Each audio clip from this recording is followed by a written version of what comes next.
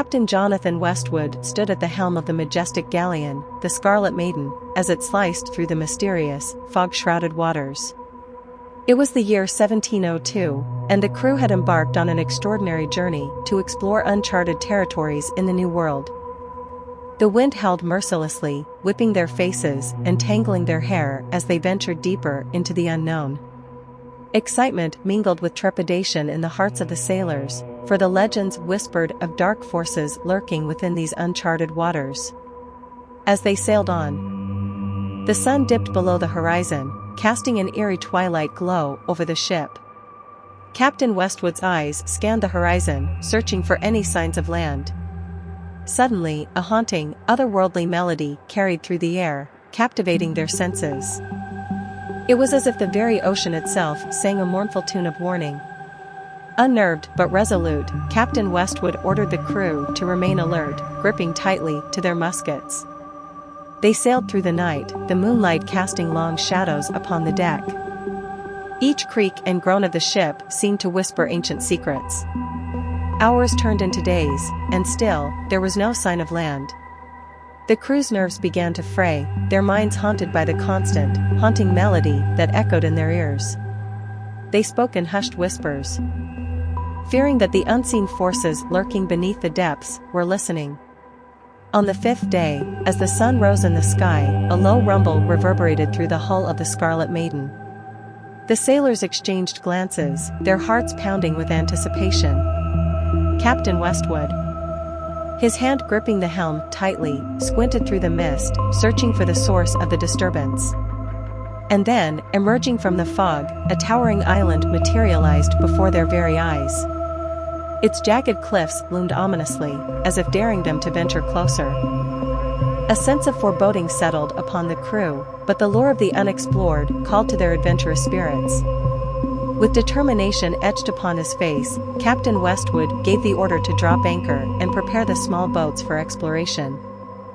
As the crew scurried to carry out their captain's orders, a mysterious figure, cloaked in shadow, appeared at the edge of the deck.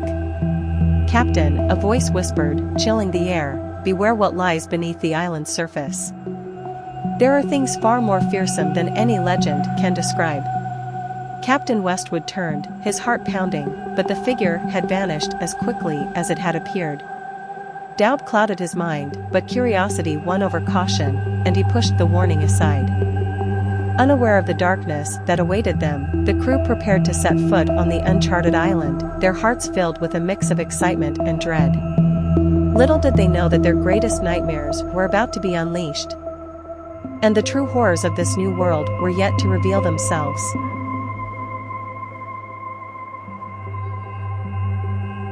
Part 2.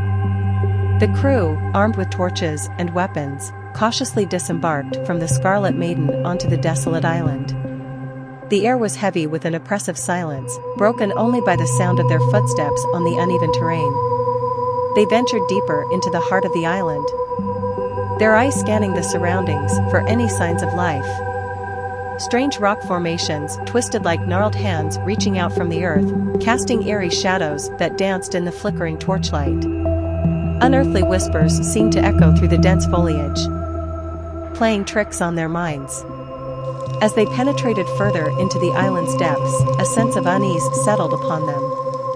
The air grew thick with a pungent, sulfuric odor, and an unsettling chill gripped their bones.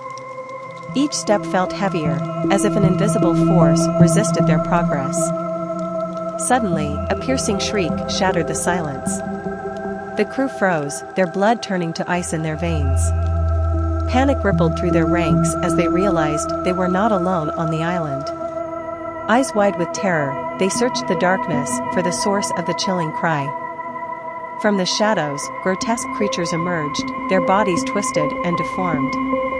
They moved with unnatural agility, their eyes gleaming with a malevolence that sent shivers down the spines of the sailors. The legends were true, the island held horrors beyond their imagination. A desperate battle ensued as the crew fought for their lives against the nightmarious abominations. Muskets thundered, swords clashed, and screams pierced the air. But the creatures were relentless, their strength seemingly inexhaustible. Captain Westwood, His face streaked with blood and sweat, rallied his men, his voice filled with determination. Yet, despite their valiant efforts, the sailors fell one by one, overwhelmed by the sheer number and ferocity of their attackers.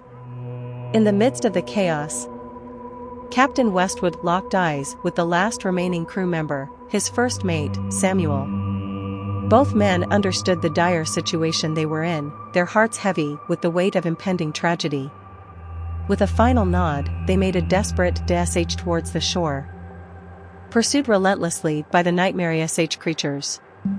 The sounds of their pursuers grew closer, their unearthly snarls and shrieks filling the air. Just as they reached the water's edge, Captain Westwood stumbled, his ankle twisted in a treacherous crevice. Samuel turned back, his hand extended. But before he could reach his captain, a clawed appendage pierced through the darkness, impaling him. A strangled cry escaped Captain Westwood's lips as he watched his loyal friend succumb to the horrors. Consumed by grief and despair, he knew that escape was futile.